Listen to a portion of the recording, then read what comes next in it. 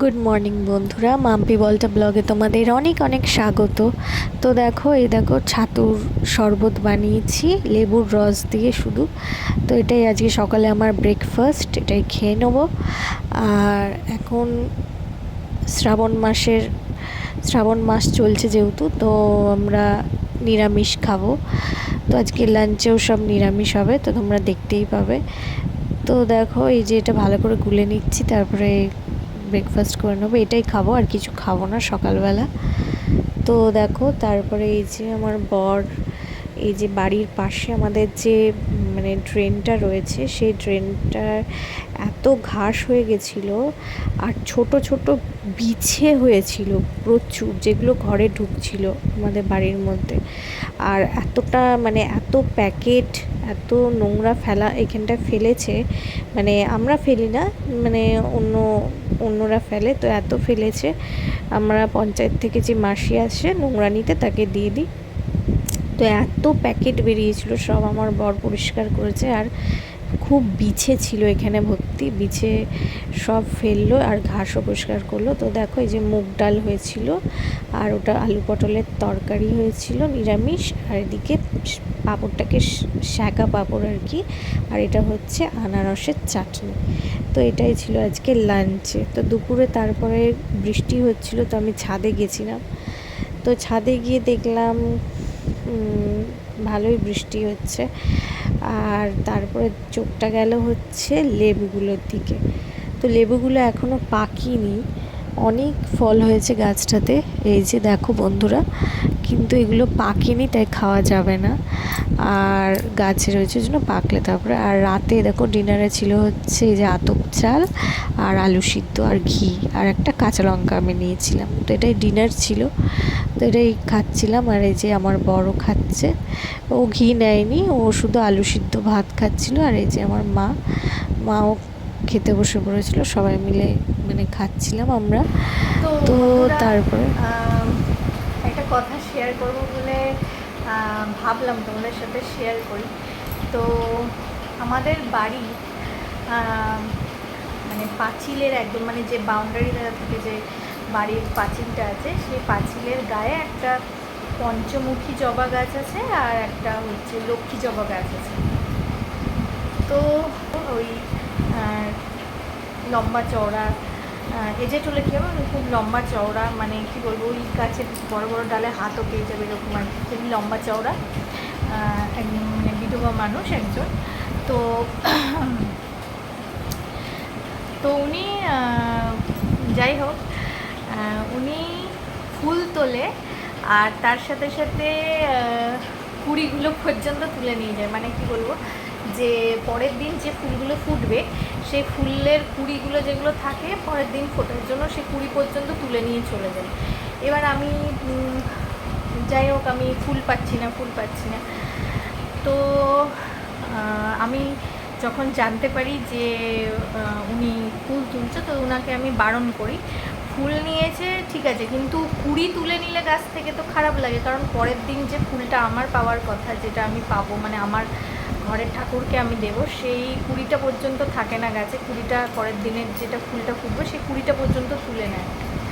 তো আমি ওনাকে বারণ করেছিলাম বলে ওনার খুব রাগ হয়েছে। উনি বলেছেন আমি মন থেকে একটা ফুল পর্যন্ত দিতে পারি না কাউকে। তো একটা কথা বলছি, আমার চিন্তাধারাটা তো একটু আলাদা সবসময়।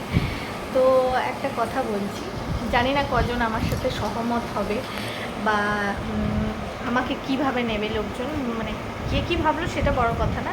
আমার চিন্তাধারাটা আলাদা, আমি আমার চিন্তাধারাটা যেরকম সেইভাবে আমি তোমাদের কাছে ব্যাপারটা মানে বিশ্লেষণ করছি। সেটা হচ্ছে যে আমার বাড়িতে আমার দুটো পুত্র সন্তান আছে।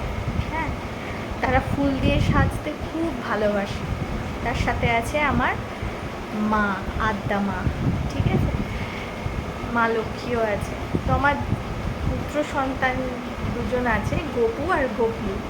তো তারাও খুব ফুল দিয়ে সাজতে খুব ভালোবাসে, আর আমি তাদের সাজাতেও ভালোবাসি। এবার তাহলে কি হলো, আমি মা,